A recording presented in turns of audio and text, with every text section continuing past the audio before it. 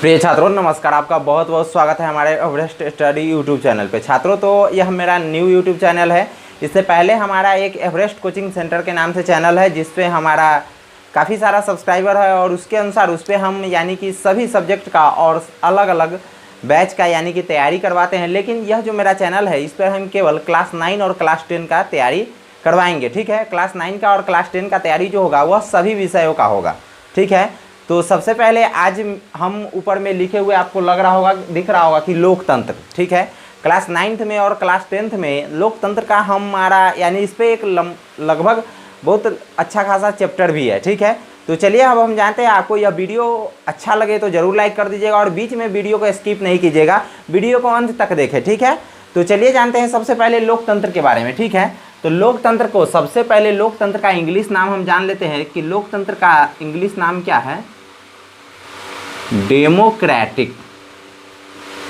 ठीक है, डेमोक्रेटिक। ठीक है, डेमोक्रेटिक अब यानी कि लोकतंत्र। ठीक है, लोकतंत्र यह जो हम नाम जो लेते हैं वह आज के युग में शासन करने की सबसे लंबी पद्धति है। ठीक है, राजा महाराजाओं का शासन चलता था और किसी एक राजनीति परिवार का शासन चलता था, लेकिन यह सबको तोड़ करके आज दुनिया के लगभग 100 प्लस देशों ने लोकतंत्र की पद्धति अपना लिया है। तो इतना प्रचलित यानी कितनी लोकप्रियता यह लोकतंत्र के खिलाफ कैसे लोगों का बढ़ गया, यानी कि इसकी विशेषता क्या है और इसका पूरा डिफिनीशन क्या होता है। ठीक है, तो चलिए जानते हैं सबसे पहले लोकतंत्र का इसका यानी कि विकिपीडिया जानते हैं।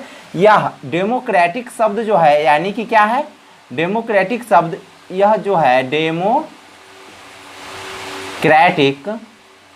यह शब्द जो है यह कैसे लिया गया है, तो यह शब्द जो है यह यूनान देश से लिया गया है। ठीक है, यह यूनानी शब्द है यानी कि डेमोक्रेटिक, यह दो शब्दों से मिलकर के बना है। ठीक है, सबसे पहले यानी कि दो शब्दों से, कौन दो शब्दों से, एगो डोमोस एगो क्रेसिया। ठीक है, एगो डोमोस और एक क्रेसिया। डोमोस का मतलब हो गया यानी कि लोग, क्रेसिया का मतलब का शासन, यानी कि लोकतंत्र उसको कहते हैं जिसमें लोगों का शासन हो। ठीक है, यानी कि लोकतंत्र हम किसको कहेंगे, यानी कि जिसमें लोगों का शासन हो उसको हम लोकतंत्र कहेंगे। इसका एक साधारण भाषा में यदि इसका हम परिभाषा जाने, ठीक है, यानी कि परिभाषा जाने तो इसको हम बोल सकते हैं, यानी कि इसको हम बोल सकते हैं जनता के लिए,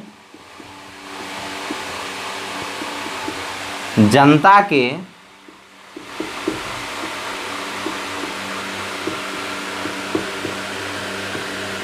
किया गया शासन को लोकतंत्र कहते हैं।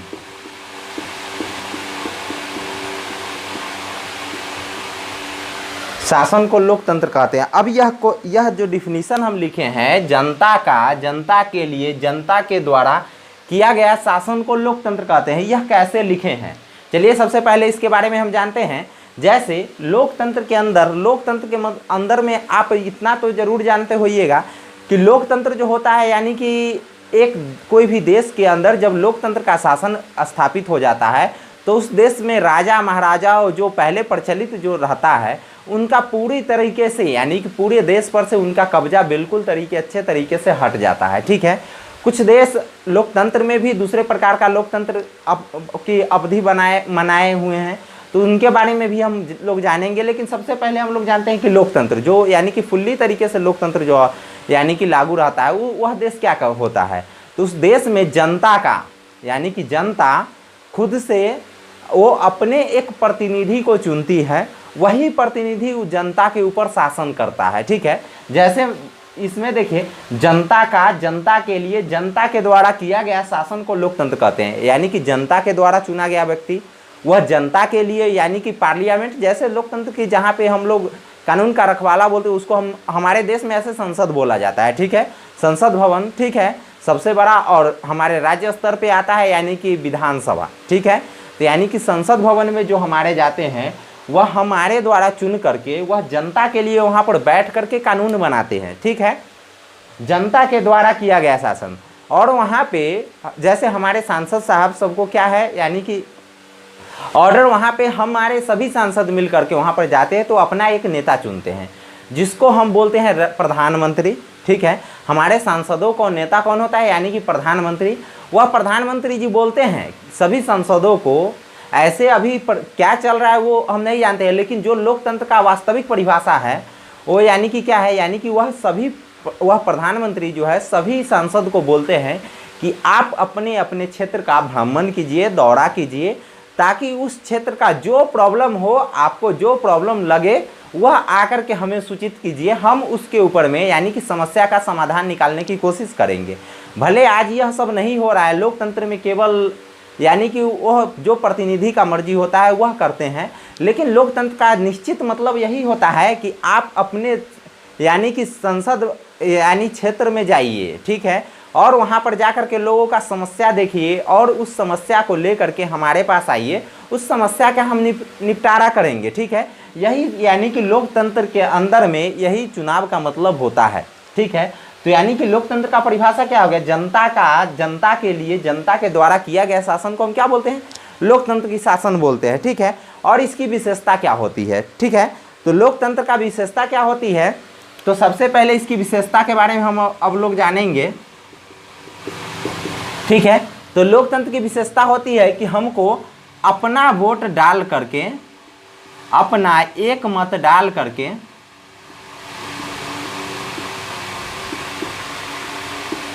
अपना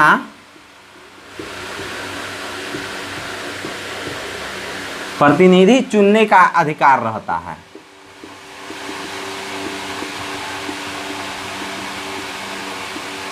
देखिए यह क्या हुआ कि लोकतंत्र की विशेषता क्या हो गया, यानी कि अपना एक मत। आज अगर भिखारी है, अगर उसका भी यानी कि लोकतंत्र के प्रति स्पर्धा है और उसका भी वोटर लिस्ट जो आता है उसमें अगर नाम है, तो वह भिखारी भी अपना वोट डालेगा। और जितना एक जैसे अपने देश का अंबानी जी का जितना वोट का वैल्यू रहेगा, उतना ही वह भिखारी का भी वोट का वैल्यू रहेगा। ठीक है, क्योंकि यह हमारा लोकतांत्रिक देश है और जितना कोई बड़े से बड़े आदमी का जितना वोट का वैल्यू रहेगा, उतना ही एक भिखारी का भी वोट का वैल्यू रहेगा। तो इसका यही विशेषता है कि कोई भी व्यक्ति अपना एक वोट डाल करके वह अपने इस लोकतंत्र के यानी कि इस लोकतंत्र के पर्व में वह अपना अधिकार वह अपना ले सकता है कि एक वोट डाल करके, और वो अपना प्रधानमंत्री या मुख्यमंत्री या किसी को भी डायरेक्ट प्रधानमंत्री चुनने का हमको अधिकार नहीं है। लोकतंत्र के अंदर डायरेक्ट ना मुख्यमंत्री चुनने का अधिकार है, लेकिन वह प्रधानमंत्री और मुख्यमंत्री को जो चुनता है उसको चुनने का अधिकार हम लोगों को रहता है। जैसे यदि मुख्यमंत्री को चुनता कौन है, तो विधायक लोग। ठीक है, प्रधानमंत्री को कौन चुनता है, तो सांसद लोग। तो इस सब को चुनने का हमको अधिकार रहता है। तो उन सभी को हम लोग अपना एक मत डाल करके उस प्रतिनिधि को चुनने का हमको अधिकार होता है। ठीक है, और उसके बाद ठीक है, अब लोकतंत्र का यह यानी कि विशेषता हो गया। अब क्या हो गया, यानी कि लोकतांत्रिक देश के अंदर हमारा आज़ादी क्या होता है। ठीक है, आज़ादी क्या होता है, लोकतांत्रिक देश के अंदर में हमारा आज़ादी क्या होनी चाहिए। तो सबसे पहले तो हमको यानी कि किसी भी यानी कानूनी सहायता से और संविधान के रूल को पालन करते हुए, सारे अनुच्छेद को मान्यता देते हुए हम किसी पे भी अत्याचार ना करें। ठीक है, और हमको अपने सबसे पहले तो हमको अपने सरकार के यानी कि सरकार तक आवाज़ पहुंचाने का अधिकार रहता है। अब जैसे यह लोकतंत्र में ही क्यों होता है, प्रजातंत्र में क्यों नहीं होता है।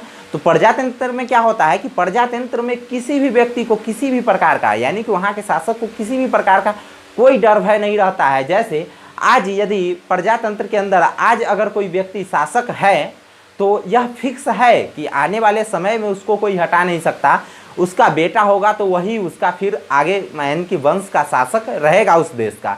लेकिन लोकतंत्र में यह नहीं होता। यानी कि लोकतंत्र की यह एक खूबसूरती है कि यानी कि प्रत्येक ठीक है, सभी देशों का अपना अलग अलग कानून है, लेकिन ज़्यादातर देशों में यही होता है कि प्रत्येक 5 वर्ष के दौरान ठीक है यानी कि प्रत्येक 5 वर्ष के बाद जो है चुनाव होता है। ठीक है, प्रत्येक 5 वर्ष के बाद जो चुनाव होता है तो उसी में सरकार के द्वारा पिछले 5 वर्ष में किए गए सभी कार्यों का जनता ख्याल रखती है और वही के खिलाफ वही के यानी कि उसी रिकॉर्ड को देखते हुए फिर वह अपना सरकार चुनने का वह फैसला लेती है। ठीक है, इसी कारण कोई भी लोकतांत्रिक यानी कि देश में सबसे पहले उसकी जो आज़ादी होती है तो यानी कि सरकार तक अपनी बात को पहुंचा सके, ठीक है, सरकार तक अपनी बातों को पहुंचा सके, ठीक है।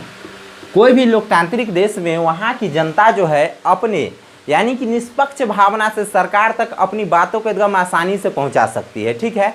और दूसर की आज़ादी क्या होती है कि यदि उनकी बात, यह बात को यदि एक ले करके गए कोई भी व्यक्ति और उनकी बात को नहीं सुना गया, ठीक है, तो उसके बाद जो उसका सबसे महत्वपूर्ण अधिकार होता है यानी कि सरकार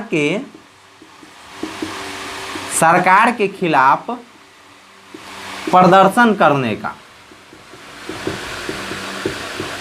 यह सरकार के खिलाफ प्रदर्शन करने का मतलब यदि सरकार किसी का बात नहीं सुनता है, अगर कोई भी व्यक्ति का बात अगर सरकार के खिलाफ, ऐसे तो किसी व्यक्ति विशेष का नहीं सुनते हैं, ठीक है, लेकिन एक समूह बना करके जब हम संगठन बना करके जब हम जाते हैं तब भी यदि हमारा बात यदि सरकार के द्वारा नहीं सुना जाता है तो हम लोग संवैधानिक तरीके से यानी कि वहाँ के डीएम से, एसपी से यानी कि परमिशन लेकर के सरकार के खिलाफ प्रदर्शन कर सके, ठीक है। सरकार के खिलाफ प्रदर्शन करने का हमको अधिकार भी होता है और आज़ादी भी होता है। यदि इसके बाद भी सरकार यदि नहीं सुने तो हमको यानी कि संगठन बनाने का पूर्ण रूप से अधिकार रहता है, ठीक है। संगठन हम लोग बना करके सरकार के यानी कि नीतियों का हम लोग विरोध कर सके, ठीक है। सरकार के संगठन बना करके सरकार के नीति का विरोध करने का हमको एकदम पूर्ण रूप से अधिकार होता है, ठीक है। और लोकतंत्र की सबसे पहले अब आ जाते हैं, लोकतंत्र की कुछ विशेषता भी होती है, ठीक है। जैसे लोकतंत्र की क्या क्या विशेषता होती है कि जैसे प्रमुख जो भी फैसले होते हैं लोकतंत्र के अंदर में, जो भी प्रमुख फैसला होते हैं, जैसे यहाँ पर आ जाते हैं यानी कि विशेषता, ठीक है। तो लोकतंत्र की विशेषता क्या होता है? लोकतंत्र की विशेषता क्या होता है यानी कि जो भी प्रमुख फैसले होंगे, यानी कि जो भी प्रमुख फैसले होंगे वह लेने का अधिकार किसको होता है? तो वह जनता के द्वारा चुना गया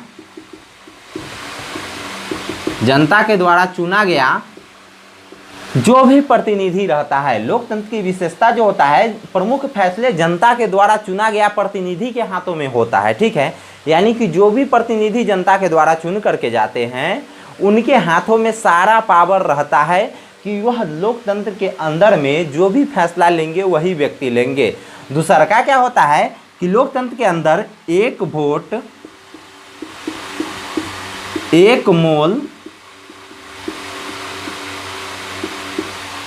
समान, ठीक है, एक वोट एक मोल समान अधिकार, ठीक है। सबसे पहले हमको एक वोट डालने का हमको लोकतंत्र के अंदर में अधिकार है, ठीक है।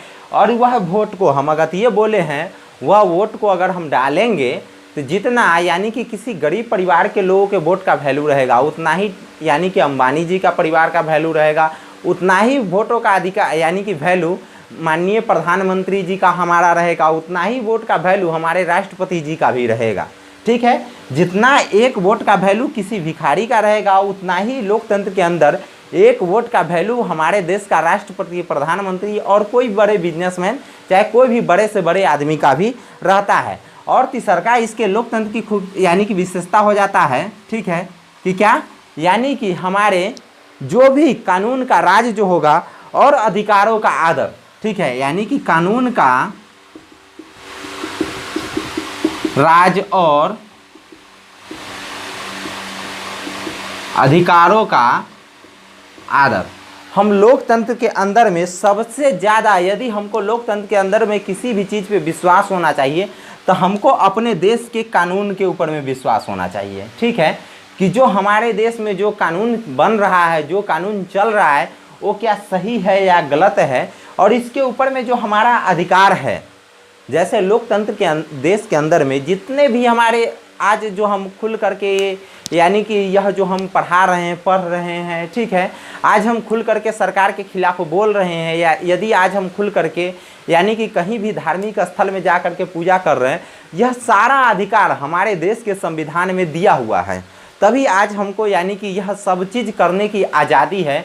नहीं तो जो यह एक प्रजातंत्र देश होता है, इसमें यदि आप सरकार के खिलाफ एक शब्द भी बोल दिए ना, तो आपके साथ क्या हश्र होगा वह प्रजातांत्रिक देश को ही यानी कि लोगों को पता रहता है, ठीक है। लेकिन लोकतंत्र के अंदर में हमको कानून के ऊपर में हमको विश्वास होना चाहिए। जो यह आज हमारे खिलाफ यानी कि हमारे देश में जो यह कानून का राज जो चल रहा है, यह कानून को लेकर के जो प्रतिस्पर्धा है, यह हमारे लोकतांत्रिक देश में एकदम बिल्कुल निष्पक्ष और एकदम सच्ची होनी चाहिए, ठीक है। और दूसरा का क्या होता है कि लोकतंत्र के अंदर में चौथा यानी कि हमको अधिकार होना चाहिए कि स्वतंत्र एवं निष्पक्ष चुनाव। लोकतांत्रिक देश के अंदर में हमारा एक और यानी कि बहुत महत्वपूर्ण केंद्र बिंदु होता है, वही आज अपने देश में, ऐसे भारत जैसे देशों के अगर बात करें तो आज हमारे हिसाब से जैसे आपका जो भी राय हो वह हम यानी कि ऐसे तो जानना हमारे लिए ज़रूरी होता है। आप अपनी राय ज़रूर कमेंट कीजिएगा, ठीक है। कि स्वतंत्र एवं निष्पक्ष चुनाव यानी कि हमारे यहाँ इलेक्शन और कमीशन ऑफ इंडिया को यानी कि यह अधिकार रहता है कि आप स्वतंत्र चुनाव कराइए, यानी कि किसी भी पार्टी का, जैसे बहुत सारे पार्टी है, बीजेपी पार्टी हो गया, जेडीयू पार्टी हो गया, आरजेडी हो गया, एनसीपी हो गया, कांग्रेस हो गया, यह किसी भी पार्टी के दबाव में आपको यानी कि किसको चुनाव कराने का अधिकार होता है, इलेक्शन कमीशन ऑफ इंडिया यानी कि भारतीय चुनाव आयोग को। तो यह किसी भी पार्टी को आप एक यानी कि पर्सनल नहीं बनाइए, सभी पार्टी को आप समान नज़रिए से देखिए। और इलेक्शन होने से पहले एक लग जाता है आचार संहिता, जिसको हम बोलते हैं राष्ट्रपति शासन, ठीक है। आचार संहिता लग जाता है जिसमें राष्ट्रपति को वहाँ पर शासन यानी कि करने का अधिकार होता है, ठीक है। और उस वक्त में जो है इलेक्शन कमीशन ऑफ इंडिया वह बहुत सारे यानी कि रूल यानी कि वो अपना तैयारी करता है, बहुत सारे रूल निकालता है कि किसी भी पार्टी हो चाहे कोई भी यानी कि नेता हो, वो अपने गाड़ी पर या अपने घर के यानी कि चाहे कहीं भी यानी कि केवल चुनावी सभा को छोड़ करके बाद बाकी कहीं भी अपने गाड़ी पे न किसी भी पार्टी का झंडा लगाएगा, न किसी पार्टी का विशेष व्यक्ति का वो अपने गाड़ी के ऊपर में यानी कि पिक्चर रखेगा, ठीक है। वह इलेक्शन कमीशन ऑफ इंडिया यानी कि उस वक्त में निर्धारित करता है, ठीक है।